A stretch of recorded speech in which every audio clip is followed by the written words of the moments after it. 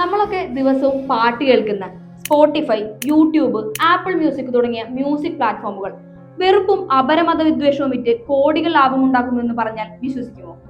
കേവലം വിനോദത്തിനപ്പുറം ഇന്ത്യയിലെ മതന്യൂനപക്ഷങ്ങളെ ലക്ഷ്യം വെച്ചുള്ള ഭീകരമായ വിദ്വേഷ പ്രചാരണത്തിന്റെ വലിയൊരു ബിസിനസ് നെറ്റ്വർക്ക് തന്നെയാണ് ഈ പ്ലാറ്റ്ഫോമുകളിൽ സജീവമായിരിക്കുന്നത്.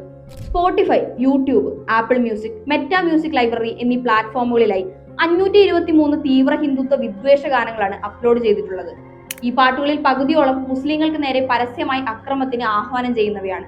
മുസ്ലിം പള്ളികൾ തകർക്കും, പശുവിനെ കൊല്ലുന്നവരെ ജീവനോടെ കത്തിക്കും, രാജ്യദ്രോഹികൾ രാജ്യം വിട്ടുപോകണം എന്നിങ്ങനെയുള്ള പരസ്യമായ ഭീഷണികളാണ് ഈ പാട്ടുകളിൽ എല്ലാം ഉള്ളത്.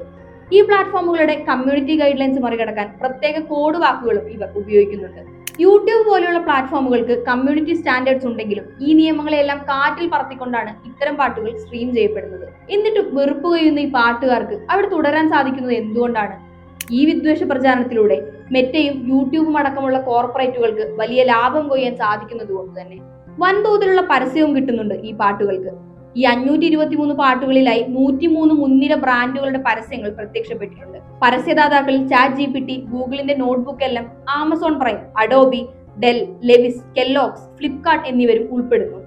ഇതുകൂടാതെ Reserve Bank of India, National Payment Corporation of India, സർക്കാരിന്റെ കീഴിലുള്ള സെൻട്രൽ ബ്യൂറോ ഓഫ് കമ്മ്യൂണിക്കേഷൻ എന്നിവയുടെ ഔദ്യോഗിക പരസ്യങ്ങളും ഇത്തരം വിദ്വേഷ ഗാനങ്ങൾക്കൊപ്പം പ്രത്യക്ഷപ്പെട്ടിട്ടുണ്ട്.